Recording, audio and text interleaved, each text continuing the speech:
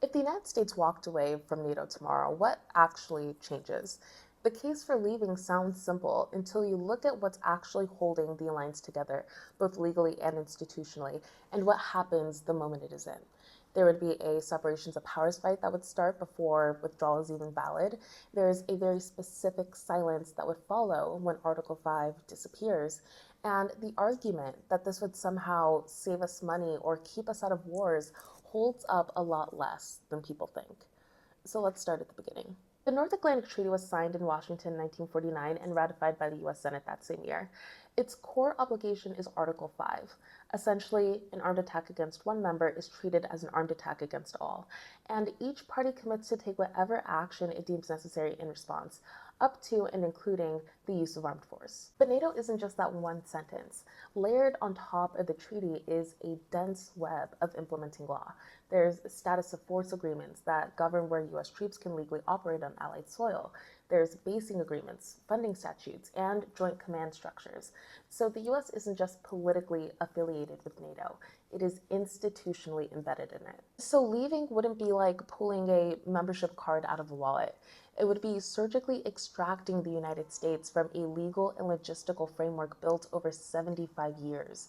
And once you start pulling, you start to see how much of American military power quietly runs through that architecture. So how does the United States leave NATO legally? At the international law level, the answer is almost anticlimactic. Article 13 of the North Atlantic Treaty says any party can withdraw 1 year after giving notice. That's it. A letter, a 1 year clock, and the US is out, at least as far as the treaty text is concerned. The harder question is who gets to send that letter? The treaty was entered through Senate ratification. Two-thirds of the Senate gave their advice and consent in 1949. But the Constitution is silent as to how treaties exit, and that silence has been a slow-burning constitutional argument for decades. The executive branch has long claimed independent authority to withdraw from treaties without congressional approval. Congress has since pushed back on this. In 2023, as part of the 2024 National Defense Authorization Act, Congress passed what seems to be the first statute in American history expressly prohibiting a president from unilaterally withdrawing from a specific treaty.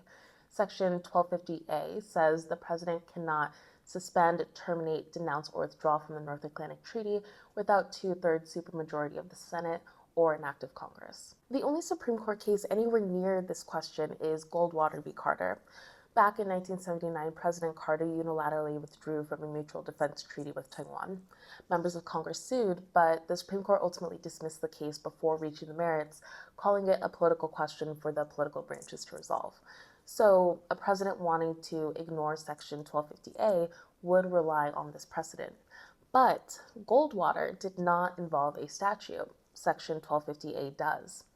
All this means is that before a withdrawal from NATO would even be valid, you're already in a separations of powers fight that the Supreme Court never fully resolved. So let's say the legal fight gets resolved somehow. The most immediate legal consequence in leaving NATO is that Article 5 becomes discretionary in a different way.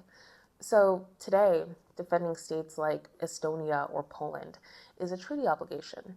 An armed attack on one is an armed attack on all. But after withdrawal, even that obligation disappears. So you're not asking how to honor a commitment anymore. You're asking whether a commitment exists at all. So any serious attack on a former NATO ally becomes a war powers question, an AUMF debate, and a constitutional argument. And all of this would be going on in real time during an active crisis. U.S. forces would also lose the routine legal infrastructure that make operations seamless. Guaranteed base access, joint command structures, interoperability agreements, none of that would be automatic anymore. Each of those would have to be renegotiated on new terms. And the effects of this wouldn't just stay in Europe. Every U.S. treaty ally in the Indo-Pacific would look at a NATO withdrawal as a data point about the durability of their own commitments with the United States. Though their treaties would remain the same on the books, the credibility behind those treaties would inevitably change. I want to end with talking about the benefits cases. So there are three main arguments that get brought up when discussing the United States possibly leaving NATO. The first is that the United States would save money. But Congress would still have to appropriate for a global military posture regardless, and withdrawing from NATO would eliminate burden sharing. And allies fund common budgets, they host troops at a reduced rate, and they maintain interoperable forces. So, stripping all that away, the net fiscal effect would be modest at best and plausibly more expensive for worse security. The second argument is that leaving would keep the United States out of foreign entanglements. But crises don't stop just because the treaty does. Without Article 5, every serious European conflict would lead to a War Powers and AUMF fight back in Washington, just with less legal tools at our disposal. The third argument is sovereignty, and leaving the treaty would make this formally true. But what gets traded away is a legal framework that the United States helped design. Outside it, you're not more sovereign.